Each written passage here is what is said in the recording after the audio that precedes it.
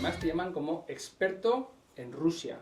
Sí, bueno, pero eso fue una cosa del editor de este libro, porque yo es cierto que he escrito 2 libros sobre Rusia y he investigado allí en Rusia, pero que yo sea uno de los principales expertos me parece una exageración. Bueno, En fin. habiendo investigado ahí. Bueno, yo la tesis que tengo en el libro, en El porvenir del viejo mundo, es que el proceso de globalización cambió las circunstancias de manera que los países empezaron a acceder, muchos países que antes pues habían vivido un proceso de decadencia, empezaron a acceder a una situación económica y de progreso material muy importante. Y a partir de ahí también de progreso en la fuerza, es decir, progreso militar. Y ante ese cambio de las circunstancias, pues cierto tipo de gobiernos autócratas empezaron a pensar que o bien su posición como antiguos imperios, o bien los problemas territoriales que tenían con los vecinos, o bien cosas de este estilo, pues era el momento de empezar a solucionarlas. Y creo que esa es la explicación de por qué estamos ahora metidos en una transición dentro de lo que es la organización internacional y la política internacional de los países, que ya veremos a dónde para o dónde se estabiliza, pero que ahora mismo no está en una posición estable. Bueno, principalmente a los europeos. O sea, como nosotros somos todos europeos, los españoles, principalmente los europeos, para que tomemos conciencia de la grave situación que está el continente, rodeado de poderes y siendo un territorio, una entidad política muy potente en lo económico, pero muy débil en lo militar. Porque el viejo mundo es Europa. Claro, el viejo mundo es Europa. Europa que todavía tiene muchísimo que aportar, Europa que ha sufrido de forma indecible a lo largo de su historia, Europa que tiene un proyecto, yo entiendo que es social, cultural, político, de los más interesantes que se han puesto encima de la mesa de la historia mundial, pero que puede acabar aprisionado por las grandes potencias, incluso por potencias que están emergiendo y que también están a nuestro alrededor. Bueno, no es cierto que todos estos términos acaban solapándose mucho. La geopolítica yo entiendo que es el ámbito de investigación de la política internacional, teniendo en cuenta, siempre se suele definir así, la geografía, pero más cosas. O sea, yo entiendo que los juicios geopolíticos son juicios acerca de la situación de un país, de cuáles son sus posibilidades hacia el futuro y, por lo tanto, envuelven muchos temas distintos. Desde, por ejemplo, los recursos naturales que hay aquí dentro, los recursos que son necesarios para que el sistema social pueda funcionar, es decir, la economía pueda funcionar, tengamos lo necesario para que los bienes y servicios que necesitamos se puedan proveer, también cuál es el capital humano que tiene el país, cuál es su localización geográfica, quiénes son sus vecinos, con quién tiene que llevarse bien para poder conseguir lo que desea. Todos esos juicios formarían lo que es la geopolítica. La geoestrategia sería un subconjunto de la geopolítica.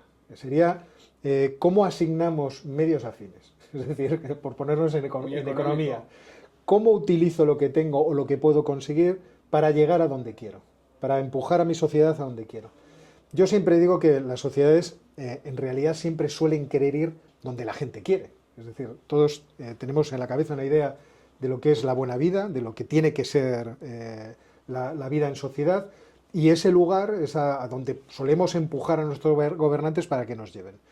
Es verdad que el gobernante se puede poner muy obtuso y tratar de aplastar nuestros deseos, pero incluso los autócratas necesitan contentar a una buena parte de su público. Entonces, la geoestrategia es cómo lo vamos a hacer, cómo vamos a utilizar la política internacional para conseguir que los medios que necesitamos estén y que se apliquen a aquello que nosotros deseamos para conseguir esos objetivos. Y la política internacional, como ves, entonces es una herramienta de la geoestrategia. Es como si fuéramos una matrioshka. La más grande sería la geopolítica, dentro estaría la geoestrategia y dentro de la geoestrategia la política internacional. Claro, es que yo creo que el proceso de la globalización es un proceso justo, vamos a decirlo así. ¿Por qué? Porque todos sabemos que el comercio internacional y el comercio libre permite que todos podamos ganar y por lo tanto que prosperemos todos dentro del planeta Tierra de forma simultánea.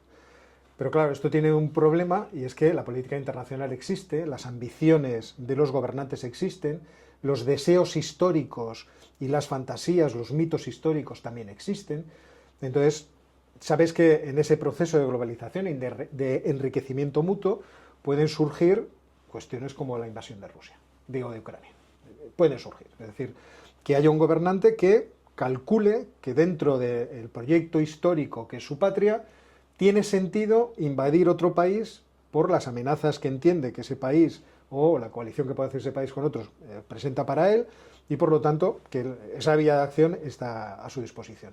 Y es ahí cuando uno dice, oiga, a lo mejor la globalización no nos está interesando, porque estamos haciendo fuertes a quienes nos pueden atacar, haciendo fuertes a quienes pueden acabar incluso con nuestro proyecto social.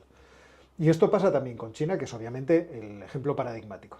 Rusia se enriqueció con la globalización, es decir, la crisis de 1998 les dejó absolutamente derribados, pero a partir del 2001 se abre el mundo. Es cierto que ya se habría abierto antes, con la caída del muro de Berlín, se había duplicado la mano de obra mundial, pero el proceso más intenso de la globalización comienza en el milenio, al principio del milenio. Y la nación que va a recibir de forma principal las inversiones y el ahorro del mundo desarrollado va a ser China. Y China también se observa, empieza a plantear problemas de este tipo, porque China tiene la ambición de controlar su zona de influencia, que principalmente es el sudeste asiático, que es una región absolutamente clave en términos mundiales, porque la mitad de la población mundial está ahí. Y porque en términos de progreso económico pueden crecer a una velocidad pasmosa, porque además sus interrelaciones se hacen a través del mar. Y por lo tanto no necesitan inversiones de capital para que el transporte se pueda realizar. Los barcos pueden ir y venir y por lo tanto la interrelación puede ser muy rápida. Entonces eso plantea problemas para los demás, especialmente para la potencia hegemónica que está dejando de ser. Ahí realmente estoy hablando de nuestra Europa. Europa vivía muy cómoda dentro de su aparato de regulación, de influencia, de protección del consumidor, porque lograba derramar todas esas influencias hacia los demás países. Sí, fíjate, Óscar, tú en el libro comentas que eso es lo que exporta Europa, exporta diplomacia, regulación. Sí, vamos a ver. Exporta varias cosas, con ese procedimiento exporta varias cosas, y no es algo que sea absurdo. Es verdad que es algo que tiene sus riesgos, sus peligros, porque las regulaciones al final, si crecen demasiado, todos sabemos que ahogan el incentivo económico y entonces te ponen en graves dificultades. Hoy hemos tenido a los tractores por aquí, por Madrid, que lo que hacen es poner de manifiesto que hay muchas regulaciones que entorpecen ciertas actividades productivas.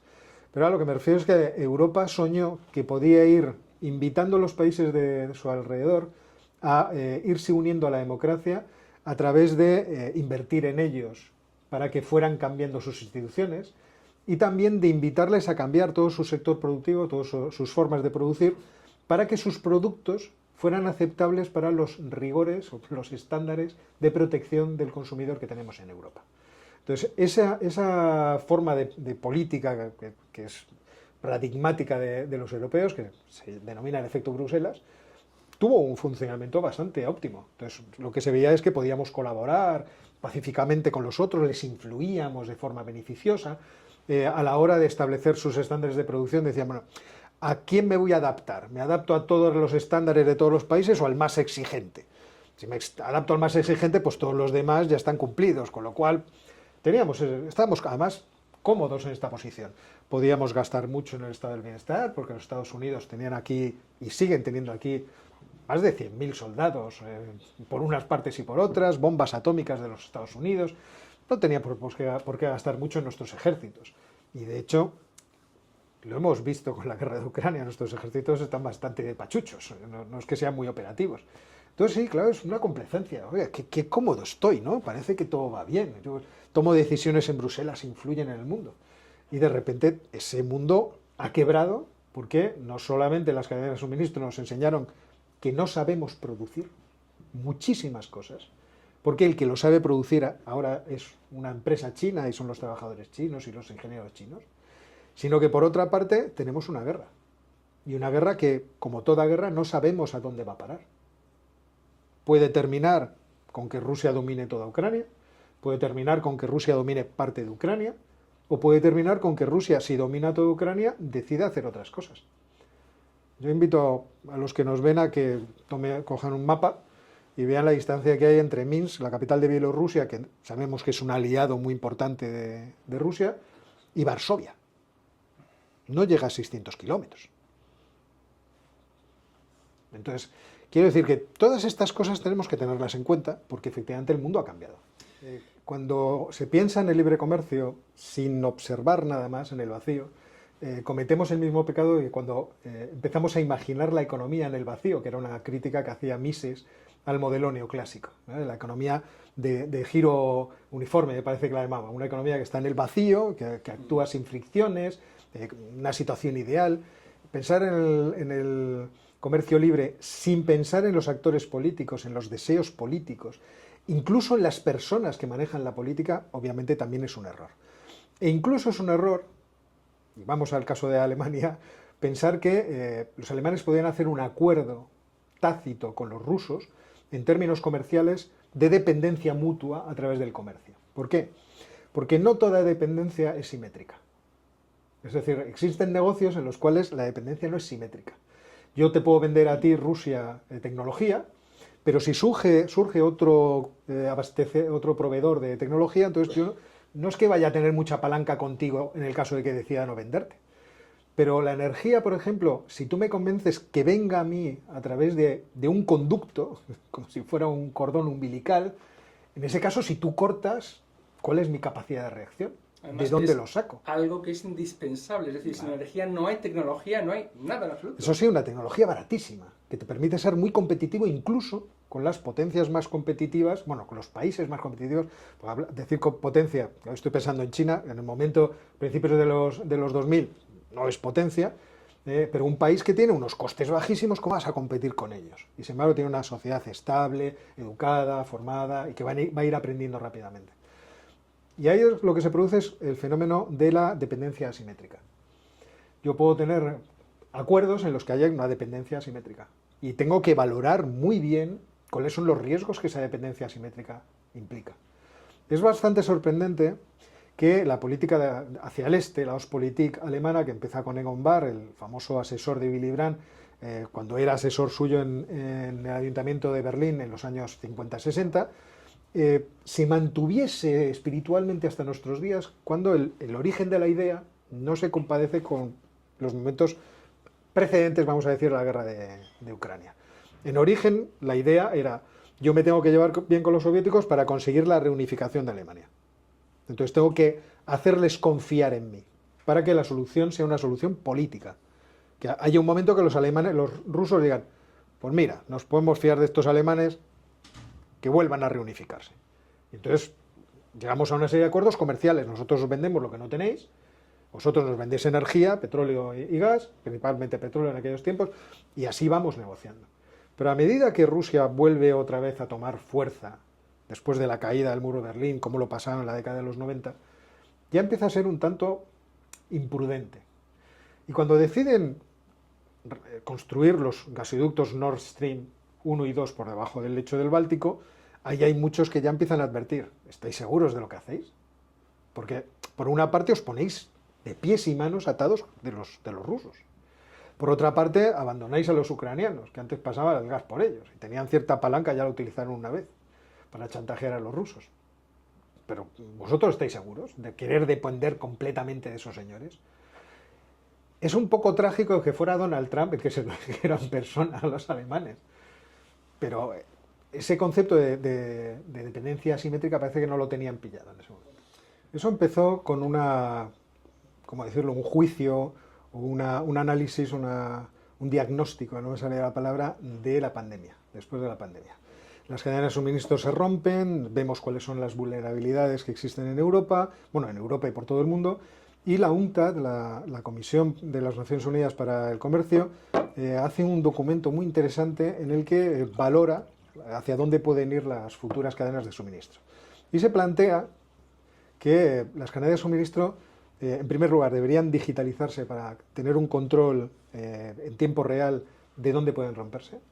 En segundo lugar, hay que valorar el traerlas cerca, el nearshoring, tenerlo en riberas que estén cercanas a ti. Y en tercer lugar, si merece la pena tener negocios con gente que no tiene tus valores. Y esas tres, en una institución de las Naciones Unidas, a mí me llamó mucho la atención. ¿Quién ha caído aquí para soltar este discurso y qué tiene detrás? ¿Cómo va a desarrollarse posteriormente? Y lo que hemos estado viendo es una convicción cada vez más grande en los gobiernos en términos de geoestrategia, de decir, es que nos pueden hacer la vida imposible. Y ante determinadas circunstancias podemos ser chantajeados, podemos ser obligados a mirar hacia otro lado, porque, claro, ahora los países autócratas, que son muy importantes para nuestro propio bienestar, son fundamentales. Entonces necesitamos imperiosamente de ellos. No estoy pensando exclusivamente en China, estoy pensando, por ejemplo, en las monarquías árabes. Entonces yo tengo que llevarme imperiosamente bien con ellos porque necesito los recursos que ellos me dan. Y de hecho, ¿quién no ha pensado que si la guerra de Ucrania se pudiese abreviar, se podrían reconstituir los lazos entre Rusia y Alemania? O sea, todas estas cosas están en la imaginación de mucha gente. Y eso es lo que está produciendo un movimiento que nosotros lo estamos viendo ahora. Pero ojo, es que también nosotros hemos sido un poco ciegos a nuestras circunstancias geopolíticas. Estoy diciendo los países occidentales en general. Si nos vamos al caso europeo, Europa tiene un norte de África con el que obligatoriamente tiene que llevarse bien y tiene que hacer prosperar. Si es que no quiere que los movimientos migratorios del África subsahariana le invadan, pero también si no quiere tener una ribera del mar Mediterráneo empobrecida y con la cual no puede, como decir, va a tener siempre una relación como de patrocinio. Yo sé que hay miedos en decir, bueno, hay muchas empresas que ahora se están situando en Marruecos, están haciendo que Marruecos crezca en términos económicos, pero también muchos marroquíes que han venido a Europa y que han visto lo que es esto, empiezan a abjurar del régimen político que tienen allí. Entonces, todo ese tipo de procesos, lamentablemente, son procesos políticos. Y lo que estamos viendo ahora es cómo el nearshoring va a Marruecos, cómo Tánger Med del puerto se está creciendo de forma tremenda. Y en cierto modo también lo estamos viendo con los Estados Unidos respecto de México.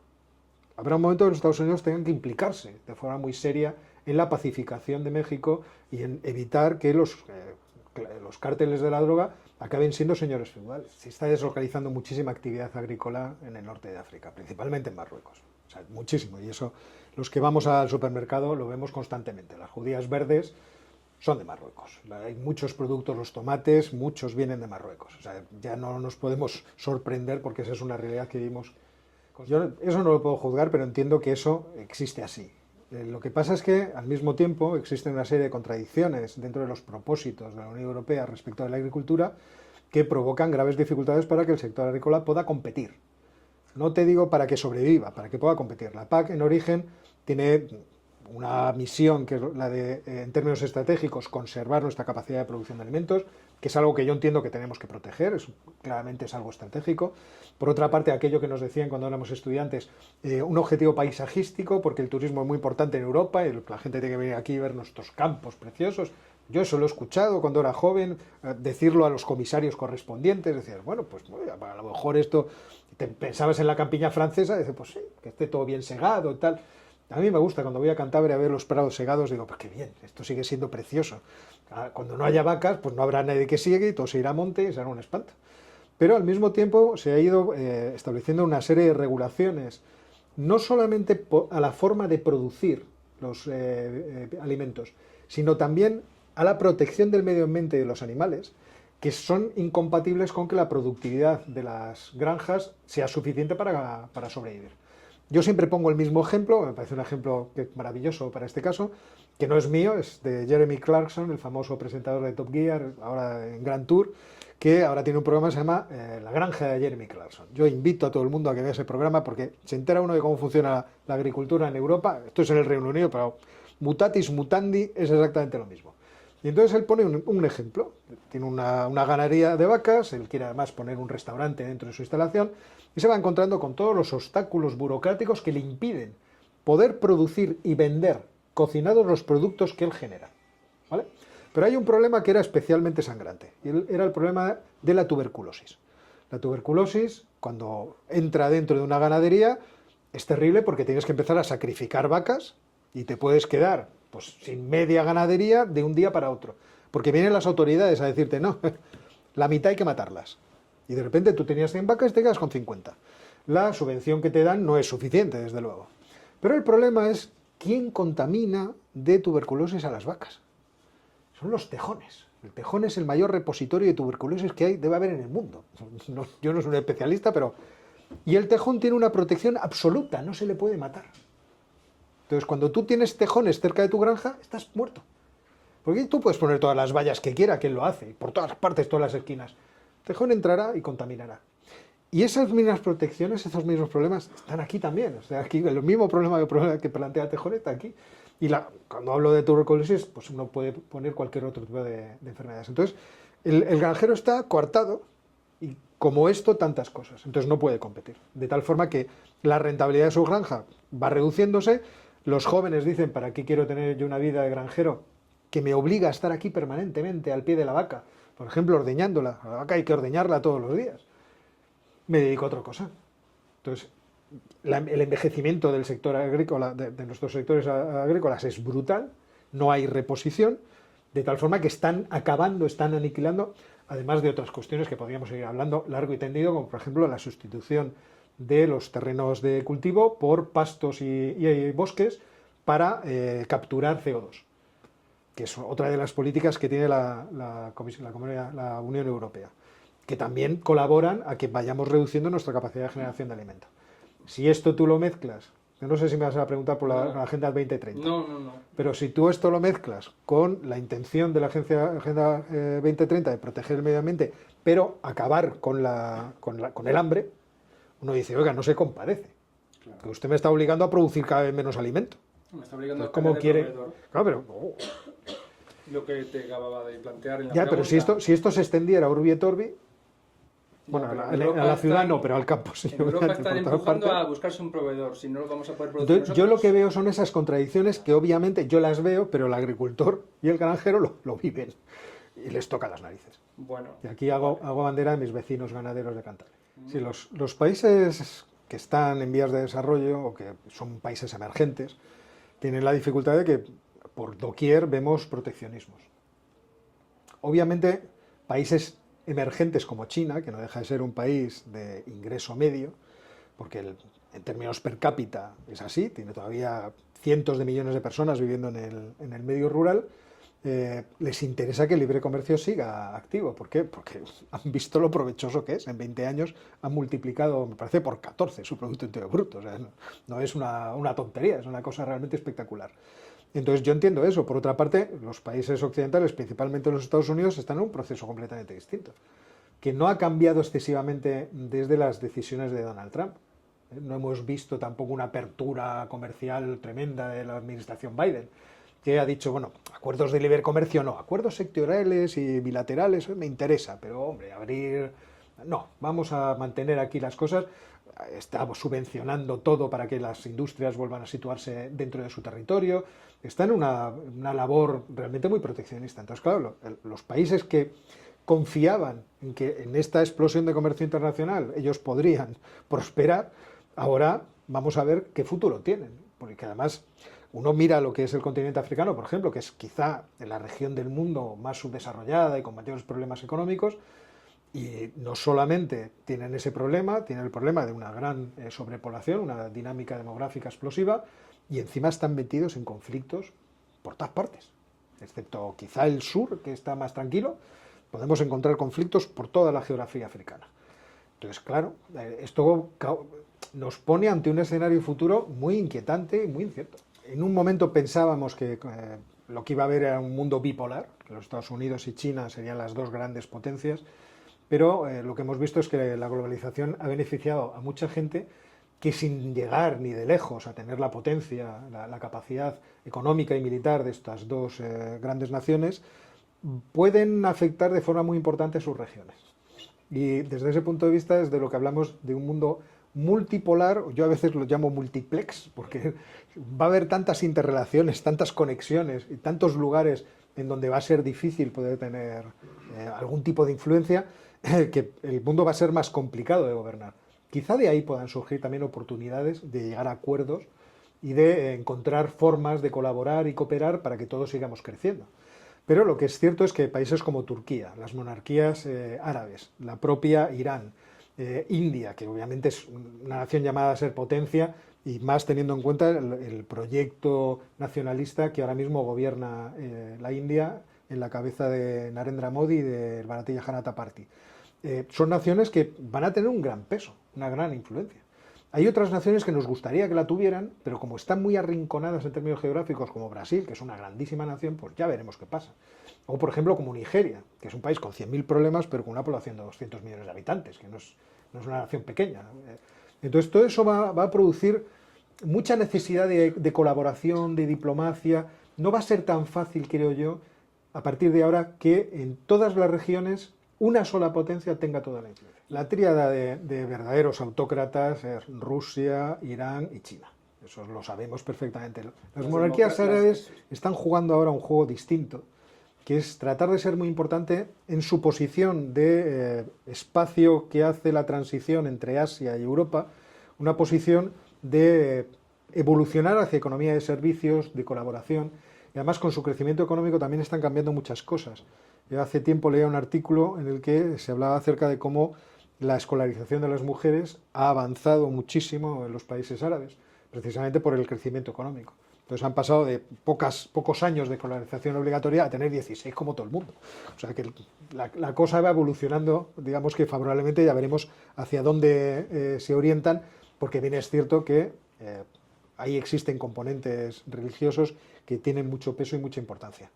Pero es cierto que estas tres naciones, Rusia, Irán y China, plantean ahora mismo una posibilidad de ir organizando una forma de orden internacional que es alternativo al que surgió de la Segunda Guerra Mundial. Pero también es cierto que son países que no tienen por qué llevarse bien. China e Irán sí, porque están muy lejos. Pero China y Rusia tienen ambiciones sobre espacios geográficos parecidos, Centroasia. E Irán y Rusia tienen ambiciones sobre un espacio geográfico parecido, que es el Cáucaso, también una parte de Centroasia. Y encima ahí tienen a otro actor, que es Turquía. Con lo cual, todas esas fricciones acabarán haciendo que esas uniones sean imperfectas. Una virtud que tiene la democracia es que esas relaciones pueden ser mucho más abiertas y más espontáneas, y más confiadas. Es cierto que, bueno, pueden pasar problemas, pero los problemas se pueden solucionar de maneras mucho más sencillas. Por eso, cuando hablamos de distintas teorías geopolíticas, la liberal, la radical, la realista, en realidad lo que estamos hablando es de cómo se comportan los países cuando están bajo el amparo de ciertas normas comunes o cuando esas normas no existen. Y entonces tienen que relacionarse de otra forma, por ejemplo, a través de la violencia. Y aquí pongo un pequeño ejemplo. Nosotros en esta sala nos estamos relacionando a través de las reglas de la cortesía, la buena educación y la civilización.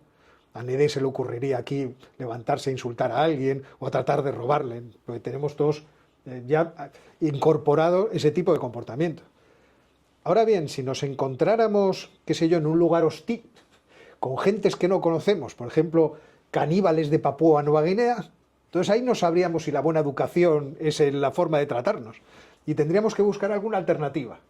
A lo mejor una posición realista, le tiro una piedra en la cabeza antes de que pase nada y oye, me ahorro problemas a priori, luego ya veremos cómo evoluciona el problema. Algo así es lo que podríamos plantear que pasa entre las democracias dentro y entre democracias y autocracias, pero también entre las autocracias entre sí. Europa como organización política es un totum revolutum muy complejo e imperfecto. Eso lo sabemos todos porque lo vivimos constantemente. Nos gustaría que esta Europa fuera, esto es una pregunta, no estoy haciendo una afirmación, nos gustaría que esta Europa fuera una entidad política democrática única en la que nosotros pudiéramos nombrar algún tipo de gobiernos supraestatal y luego en términos federales nosotros nos pudiéramos manejar. Eso se ha intentado. Sí, sí. Los Estados Unidos de Europa, creo que esa constitución que acabó siendo derribada... Pero recordemos que la constitución era como así, no era tan gorda como esto, pero parecido. O sea, que era digna de un Estado era como esto. Entonces tú leías aquello, todos los artículos y decías, no sé si nos hemos pasado de regulación, o sea, de tratar de ponerle todo un apellido.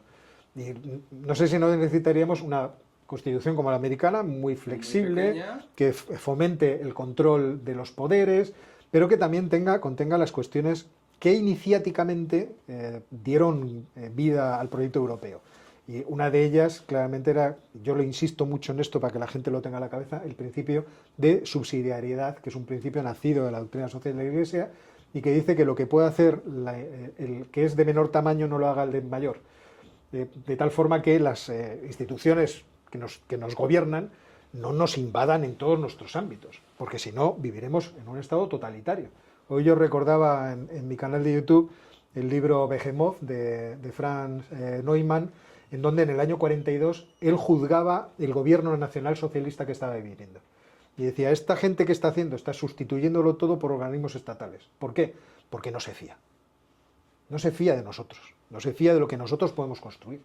Y nosotros construimos permanentemente lo que la Iglesia llamaba cuerpos intermedios, como esta institución, como Value School. Claro que son iniciativas privadas que acaban suscitando la unión, la reunión de personas que están interesadas por los mismos temas y que progresan, hacen progresar esas iniciativas para bien de la sociedad. Entonces, ¿no hace falta que esto lo organice el Ministerio? Bueno, pues ten cuidado porque ahora tenemos una secretaria general de Derechos Culturales que yo no sé a dónde va a llevar este asunto. Entonces, desde ese punto de vista, Europa se puede construir de maneras que sean más flexibles, más razonables, pero que al final, por lo menos en algunas cuestiones, Europa tenga una visión única. Porque sí es cierto que hay una idea de Europa, a pesar de que, fijaos, las diferencias que hay entre un cristiano y un ateo, entre un jacobino y un comunista, en fin, tenemos mucha variedad. Pero nosotros somos el fruto de haber discutido todas esas posibilidades, de haberlas puesto en práctica y de haberlas sufrido. Y sabemos lo que no queremos y sabemos lo que queremos. Queremos democracia, queremos Estado de Derecho, queremos división de poderes, queremos alguna protección social. Entonces, todas esas cosas las queremos. Tenemos que encontrar los equilibrios, pero eso también nos lo da la democracia. El que podamos alternar los partidos. Y que ese juego pueda seguir. Los proyectos culturales que nosotros conformamos, que vienen del pasado y que esperemos que se mantengan hacia el futuro, es algo que hay que defender, obviamente. O sea, es mucho más aglutinador, no voy a decir la identidad española, porque creo que no es el caso, pero sí, por ejemplo, la francesa que la europea. O el alemán que pero el yo europeo. me refiero a otra cuestión, porque yo no quiero que eso desaparezca. Incluso, fíjate que en un mundo así un poco más flexible, habría regiones que colaborarían entre sí, que crearían arcos distintos a los que habitualmente por las fronteras nacionales estamos acostumbrados a imaginar. No, pero no me refería solamente a eso, yo quiero que eso se mantenga. Me refiero a que, por ejemplo, la libre iniciativa económica, yo quiero tener derecho a realizarla aquí y en Alemania. Mis derechos civiles, quiero poderlos ejercerlos aquí y en Alemania. Ese tipo de libertades de las cuales nosotros disfrutamos, tiene una ventaja cuando se extienden a ámbitos geográficos cada vez más amplios. Entonces, no es necesario que todo sea igual, pero hay muchas cosas que nos favorecen claramente cuando son iguales. Incluso cosas que nos pueden parecer que se pueden organizar obviamente también en términos privados, pero yo cuento la siguiente anécdota. Yo me llevo a mi familia un fin de semana a Londres, a que lo vean. Ya me empezó a doler el estómago en el aeropuerto de Barajas, pero mi mujer, que es muy cerril, no me dejó irme al hospital porque decía, me quedo contigo y nos quedamos los niños. Decía, Ana, disfrutad de Londres, yo si estoy bien voy mañana. Entonces, imprudentemente me subí al avión y cuando aterrizamos y fuimos a ver, cogí un hotel al lado del British Museum, que es un lugar para mí imprescindible. Ya sé que es un latrocinio, pero es tan hermoso ver Mesopotamia, Egipto, todo ahí metidos. Y según entraba por la puerta, sentí que me moría, porque tenía una pancreatitis, que es una cosa que puede matarte. Y al lado está el hospital del University College London, que fundó Jeremy Bentham, y ahí me fui a alojar. Y me dijeron, tranquilo, aún no hay Brexit. Entonces, tú pasa por aquí que te sacamos adelante porque eres uno de los nuestros. Pues yo entiendo que ese tipo de cosas no son malas. Y eso podemos defenderlo. Y luego hay otra cuestión, que es la cuestión de qué tipo de decisiones podemos tomar como conjunto para defender nuestros intereses en el mundo. Por ejemplo, mantener abiertos los mares. Poder intervenir en catástrofes como la que está ocurriendo en Gaza diciendo a alguien, no, quizá debería usted moderarse, porque quizás se le está yendo la mano. Ese tipo de cosas yo creo que podíamos tenerlas ahí arriba, porque yo no me siento capaz de ir a defender el estrecho de Bab el-Mandeb. Vale. Es que yo lo que quiero es que en ciertas cosas seamos unos Estados Unidos de Europa y en otras no. Oye, deje usted a la gente que se vista de lagarterana si le apetece y ese tipo de cosas. O sea, dé usted un poco de libertad a la tropa. Ya sé que hay algunas costumbres españolas que le parecen incluso bárbaras a los españoles, pero a mí siguen pareciendo emocionantes. Hace nada hemos tenido los encierros de invierno de San Sebastián de los Reyes, primera vez en la historia, Y bueno, pues eso es un hábito que a mí me parece que es bueno que se tenga aquí. ¿Vas a correr delante del morlaco tú? No, les he visto pasar. O sea, una vez en mi pueblo, en Ampuero, ahí en Cantabria, decidieron que no fueran vaquillas, que fueran toros. Fue una mala idea porque el encierro termina en un callejón y luego hay que darle la vuelta a los toros para que vuelvan. Y bueno, hubo tragedia aquel día. Pero bueno, quiero decir que esto también forma parte de quienes somos, de cómo nos gusta estar sabiendo que vivimos siempre al borde de la muerte. Esto, bueno, sería largo de hablar aquí, sería polémico, pero yo deseo eso. Pero en otras cosas necesitamos imperiosamente tener una presencia en el mundo porque si no nos comerán por los pies. Y un ejército y una armada, yo creo que son imprescindibles para la Unión Europea por una sencilla razón. La Unión Europea tiene territorios en todos los mares, en todos los océanos del mundo, en todos y en casi todos los mares. Y esto no es ninguna tontería. En todos los océanos, incluido el Ártico y el Antártico. ¿Cómo no vamos a tener una gran armada con grandes portaaviones y lo que hagan? Pues yo no sé lo que hace falta, pero eso lo saben los técnicos correspondientes, para que se estén protegidos esos derechos. Nosotros tenemos, los europeos en conjunto, la mayor extensión de derechos marítimos del mundo, muy por encima de los Estados Unidos. Me parece recordar que eran 11 millones de kilómetros cuadrados. Rusia son 17 millones de kilómetros cuadrados, pues háganse una idea. Y está todo el mundo deseando empezar a horadar por ahí debajo para ver qué hay. Entonces, existen muchos intereses, muchas ventajas que tiene Europa que no es capaz de defender ahora mismo, que se ha manifestado que somos extremadamente débiles ahora mismo y que tenemos que empezar a pensar qué hacemos. Porque el mundo ha cambiado, no nos va a esperar y es hostil. Entonces, podemos plantearlo de muchas formas, pero... y es que además nuestras libertades dependen de eso. Es cierto que la organización política de la Unión Europea es muy perfeccionable. Nosotros tenemos una Comisión Europea que es la que propone políticas que tienen que ser aprobadas por el Consejo Europeo, que es donde están los presidentes, los primeros ministros europeos, y también donde se reúnen los ministros correspondientes de cada una de las áreas. Y luego tenemos el Consejo de la Unión Europea, que propone también políticas, que luego tendrá que tomar la decisión la Comisión Europea conjuntamente con el Parlamento Europeo. Es verdad que es una estructura extraña, porque no nos hemos planteado ser unos Estados Unidos de Europa. Entonces tenemos que tener organizaciones que en cierto modo coordinen ese tipo de políticas y que traten de establecer una cierta uniformidad en algunos aspectos. Para unas cosas eso es muy bueno, no nos engañemos, para otras es muy malo, pero para algunas es muy bueno. ¿Para qué cosas es muy bueno? Por ejemplo, hemos conseguido que entre los países europeos no haya barreras no arancelarias. Ya barreras arancelarias no había. Y reconozcamos que esto es un logro. Yo puedo vender mis productos sin un impuesto que me vayan a cobrar en frontera con cualquier país europeo, y por eso el intercambio intraeuropeo es lo más importante para las economías europeas. Es decir, nosotros exportamos e importamos de forma mayoritaria a Europa, sin ninguna duda, a Europa. Pero por otra parte, hacía falta que las barreras no arancelarias, las típicas puñeterías que se hacían en los países, pues por ejemplo, es que el empaquetado no me gusta, es que esto tendría que estar puesto en euskera, es que esto pasaba por toda Europa, ¿eh? No, es que esto tendría, la medida tiene que ser 250 gramos y no 200. Nos hacíamos mucho las puñeterías. Y luego la entrada de productos, cuando había esas barreras arancelarias por un punto de la frontera, hacía que algunos podían procesos de arbitraje, comprar barato, vender caro, todo esto no follan. Entonces ahora tenemos un solo documento en toda la Unión Europea, cualquier producto que entra en frontera entra en la Unión, y ya puede ir a donde quiera. Tenemos también el pasaporte europeo para las instituciones financieras, que tienes el pasaporte, puedes actuar, teniendo la sede aquí en Málaga, puedes actuar en toda Europa. O sea, hay muchas cosas que desde el punto de vista de que haya un mercado único, están muy bien. Bien, es cierto que todavía el mercado está por desarrollar muchísimo hasta el final. Y luego están las otras cuestiones, estas cuestiones que uno se pregunta por qué los primeros ministros no protestan. Dice, oiga, pues esta política no me gusta. Pero es cierto que ahí tiene que haber puñaladas también traperas. Yo no conozco bien cómo funciona Europa, pero un día podéis traer a Ángel Rodríguez García Brazales, que es uno de los 3 mosqueteros de la geopolítica, y os lo explica porque estuvo allí en la Comisión Europea trabajando. Pero es verdad que uno dice, claro, esta necesidad de uniformidad en todo, esto no debería ser así. Porque hay muchas cosas que tienen muchas peculiaridades, muchas particularidades. Y ahí yo estoy de acuerdo contigo. Pero el problema es qué tipo de instituciones nos inventamos para que esa coordinación se produzca, en ausencia de un verdadero sistema democrático que exigiría unos Estados Unidos de Europa. Y hay que reconocer que la solución es chapucera, pero por eso o nos tomamos muy en serio cómo hacemos el siguiente paso político en esta crisis tremenda en la que estamos, o nos van a comer por los pies.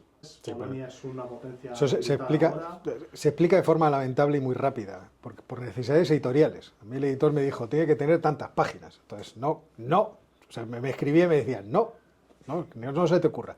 Entonces, es cierto que tratar los países del este en detalle era un problema.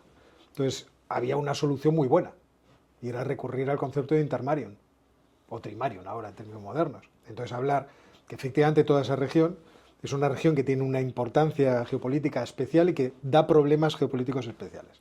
De forma militar no puedes controlarles porque no tenemos la capacidad. Ni siquiera creo que los Estados Unidos tendrían capacidad de poder controlar una Turquía que decidiera, por ejemplo, invadir a Armenia. Como en términos logísticos, ¿cómo puedes hacerlo? Lo que pasa es que no lo hacen porque está Rusia. Y Rusia sí es un adversario que en términos logísticos puede actuar en esa región. No, pero lo es.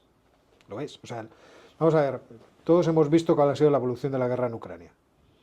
Y cómo Rusia no ha podido. En principio no ha podido. Y con un armamento un poco mejor, ¿qué hubiera pasado en la guerra? No lo sabemos. Si el año pasado se le hubiera dado mejor armamento a Ucrania, ¿qué hubiera pasado? Ahora, la fuerza bruta funciona. Y a fuerza bruta, Turquía no tiene tampoco tantos argumentos. Entonces, yo con los turcos, los rusos y los turcos se podrían dar de bofetadas bastante intensamente. Ahora no porque Rusia está metida en un pantano y si le saliera otro frente en otro sitio no tendría, ese sí que estás tirado. Pero no tendría para poder competir. Pero en otras circunstancias, Rusia sigue siendo un adversario cuando puede mover además sus recursos dentro de sus fronteras. No, vamos a ver, a mí lo que me gustaría es que nosotros tuviéramos soberanía estratégica. Es decir, que tuviéramos la capacidad de tomar decisiones, tuviéramos la voluntad política de tomar decisiones y tuviéramos los medios. A mí me encantaría. ¿Por qué? Sencillamente porque me gusta ser dueño de mi destino.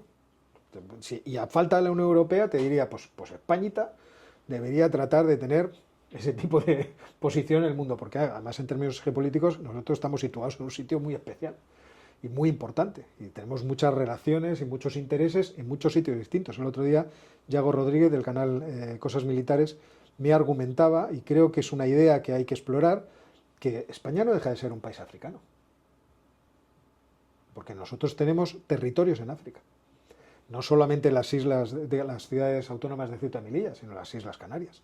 Entonces, ¿por qué no somos parte de la Unión Africana? ¿Por qué no participamos como un socio más? Y dije, leches, pues tienes toda la razón.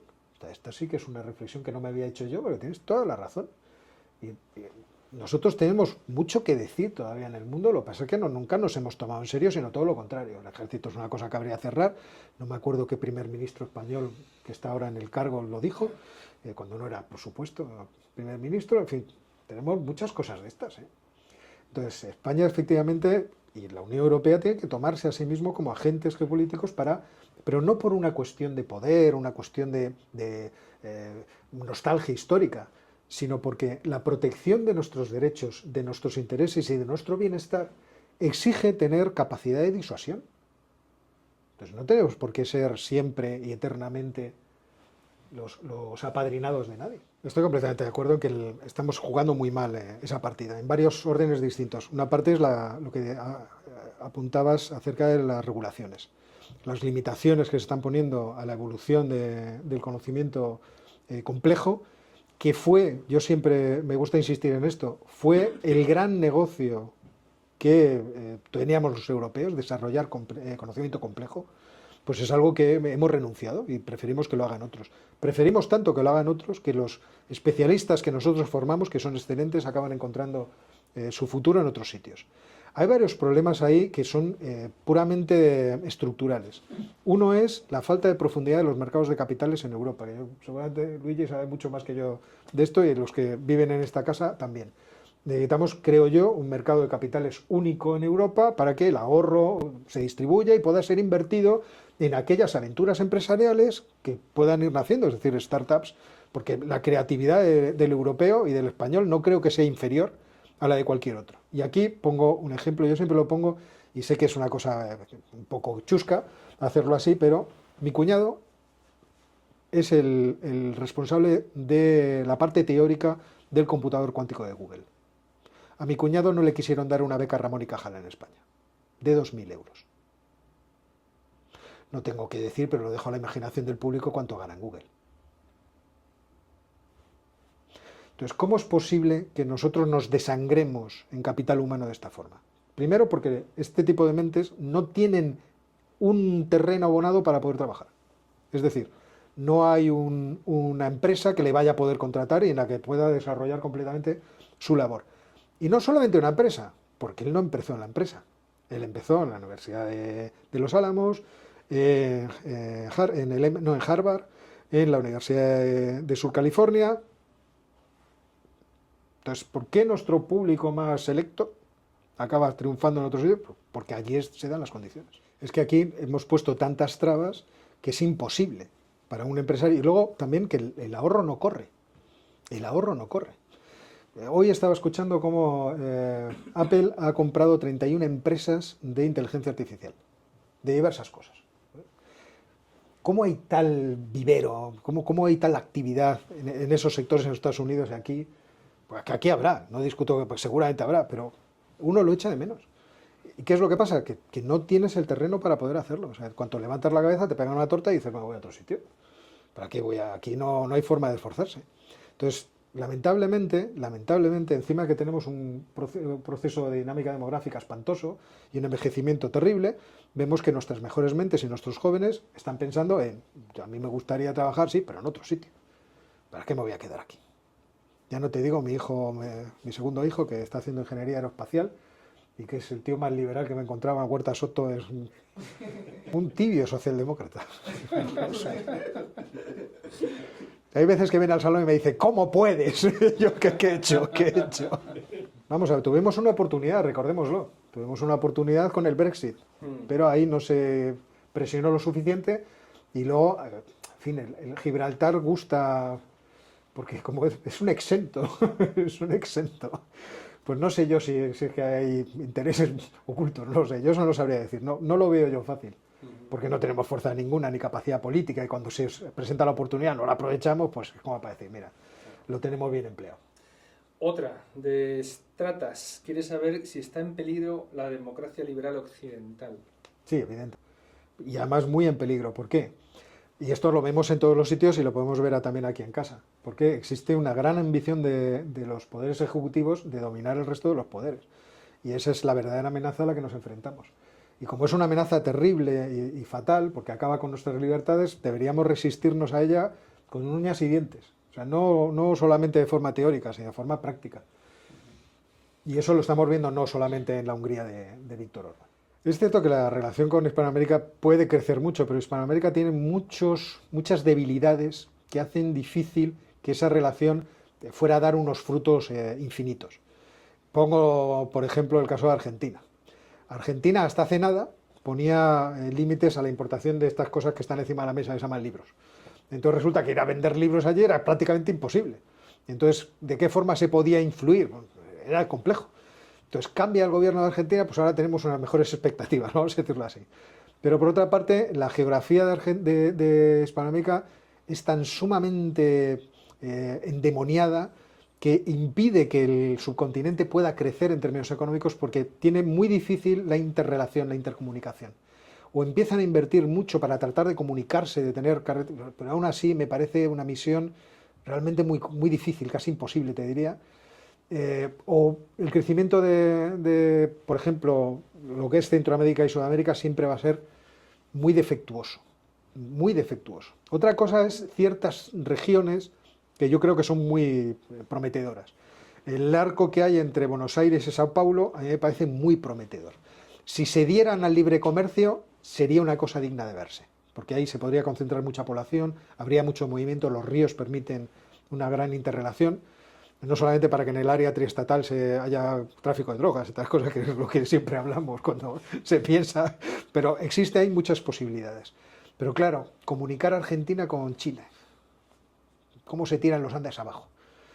Imagínate dentro de países, yo siempre pongo el ejemplo de Colombia. Colombia tiene 3 cordilleras que van creciendo desde el suroeste hacia el noreste, que no son paralelas, pero casi. Y lo que hace que los movimientos este-oeste en el país sean muy difíciles. y que además existan grandes regiones en las que, bueno, hoy en día todavía tenemos grupos armados, los rebeldes de las FARC o el clan del Golfo, bueno, que retan al Estado. Hoy decía el ministro de Defensa que les iban a bombardear. Bueno, está por ver, ¿no? No digo que lo vayan a hacer. Vamos a ver, la cuestión de Bukele. Bukele contaba con una ventaja muy grande. Es que es un país muy pequeño, con muy pocos habitantes y con la mayor densidad poblacional de todo el subcontinente americano. Entonces, desde ese punto de vista, él tenía, entre comillas, tenía más fácil meterles mano a los de las maras y las bandas, porque son más fáciles de localizar y de luchar contra ellos. Imagínate México, por ejemplo, por cambiar a otro país. México es un país que en términos geográficos se abre como un embudo. La parte del sur, la parte más estrecha del embudo, es donde está realmente el poder político, la mayor concentración de población. Y luego las dos cordilleras que van, las dos sierras, la oeste y la este, crean un altiplano que a medida que nos vamos hacia el norte se abre y se convierte en un altiplano cada vez más desértico. Es difícil gobernar un territorio tan amplio, tan extenso, sobre todo si encuentras que existen poderes con capacidad económica como para plantearte un reto. Entonces, pacificar México sería mucho más difícil. Implicaría una guerra. Una guerra no de la intensidad de lo que está viviendo Ucrania, pero una guerra, que los soldados aterrizaran en determinadas localidades a hacerse con el poder. Y se enfrentarían además a poderes locales que tienen armas semimilitares o militares, porque lo hemos visto, cuando fueron a coger al hijo del Chapo, le tuvieron que soltar. A los militares le cogieron y le tuvieron que soltar al día siguiente porque le rodearon y dijeron, bueno, pues aquí... Entonces esos poderes feudales son peligrosos. Y lo mismo te diría de Colombia o de Perú, que son países que tienen unas condiciones geográficas que no son, pero para nada, las condiciones de El Salvador. El caso que podemos ver ahora es el caso de Ecuador, con el presidente Noboa. Vamos a ver qué capacidad tiene Noboa de enfrentarse a una situación en la que han caído sobre él los cárteles, principalmente colombianos, que después de que se fuera a la base militar de los Estados Unidos han encontrado varias rutas que van directamente hacia Guayaquil para sacar el producto y que han creado esta crisis de violencia tan extrema que está viviendo Ecuador. Entonces, ahí sí podremos tener un elemento de valoración. Por otra parte, ojalá en El Salvador el plan sea pacifico el país, porque sin paz no puedo crecer económicamente. Todos los países han tenido que pacificarse en algún momento. Nosotros hemos tenido a la Guardia Civil yendo por los pueblos. Los Estados Unidos hemos visto 100.000 películas de cómo se pacificó aquello a costa de los indígenas. Todo eso lo hemos visto. Han pacificado el país. Para eso han violentado todo tipo de derechos. En eso estaríamos todos de acuerdo. Pero han pacificado el país. Si eso sirve para el crecimiento económico y la recuperación posterior de esos derechos, entonces Bukele habrá hecho algo insólito. Y ojalá sea eso lo que esté haciendo. Quizá, pero todo eso lo iremos viendo, desde luego. Ojalá salga bien porque lo necesita. Además, fíjate, si eso ocurriera ahí justo en Centroamérica, entonces lo que es el SICA, la Sociedad de Integración de Centroamérica, podría empezar a plantearse cosas. Nicaragua mediante, ¿vale? Que es quizá ahí el mayor problema de todos, pero podría ir empezando, vamos a replicar, vamos a intentar, recordemos que Centroamérica son 45 millones de habitantes, en una geografía también maldita, ¿eh? Se lo quedará Marruecos, punto. O sea, toda la tendencia va en esa dirección, o sea, lo hemos visto en los alemanes, ahora los checos, España con el procedimiento tan sumamente irregular con el que se ha tomado la decisión, pero bueno. Entonces yo creo, la verdad, los saharauis les han vendido. O sea, la gente que era conciudadanos nuestros, sí. Se les ha vendido. Vamos a ver, Milei está teniendo éxitos económicos, es evidente. O sea, el superávit que ha conseguido es también una machada. O sea, nadie apostaba porque pudieran tan rápido tener un superávit presupuestario. Me parece la señal de que si eso logra mantenerse, que hay que poner estas cosas siempre con unas pinzas porque la situación política es la que es. El futuro en términos económicos se puede ir viendo, es cierto que a un plazo de 12, 16 meses, se puede ir viendo con cierto optimismo, pero todavía queda una travesía del desierto. Pero claro, la debilidad política de Milei es la que es. Entonces, tiene que resistir dentro de la presidencia, haciendo lo que debe, viendo cuál va a ser la reacción de la oposición, que no, ya hemos visto que moderada no va a ser, intentando primero que las elecciones de 2025, las parlamentarias, le puedan beneficiar, le den más fuerza, como ocurrió con Bukele, por ejemplo. Bukele llegó al poder en minoría en el Parlamento y luego obtuvo una mayoría y a partir de ahí pudo empezar a hacer sus planes. Y ver si a partir de esa plataforma puede ir empezando a hacer estas leyes de desatamiento, de quitar nudos de la economía argentina. Y en ese caso las cosas podrán ir, yo creo que muy positivamente. Os digo un secreto, generalmente cuando viene un invitado le acompaño a la biblioteca que tenemos al fondo, donde tenemos un inventario, algunos libros de los que editamos, y le digo que elijan uno. En este caso yo no lo he hecho, me he permitido elegirlo yo para él, y me alegra haber acertado, porque es Armonías Económicas de Frédéric Bastiat, un libro que hay que leer. Si te gusta el liberalismo y la economía, tienes que leer a Bastiat. A mí me lo recomendó Gabriel Calzada, el fundador de Juan de Mariana, y estoy muy contento de haberlo leído. Esta es nuestra edición de este gran libro, que esperemos que te guste. Me hace mucha ilusión, sinceramente. Me gusta. Y el mucho. prólogo de Carlos, o sea, de Rodríguez Brown. Qué maravilla. Muchísimas gracias. Me hace mucha ilusión, sinceramente. Por venir para acá. De la moneda del crédito. Pues, toma acá. Ahí es nada. Óscar, muchísimas gracias y hasta la próxima.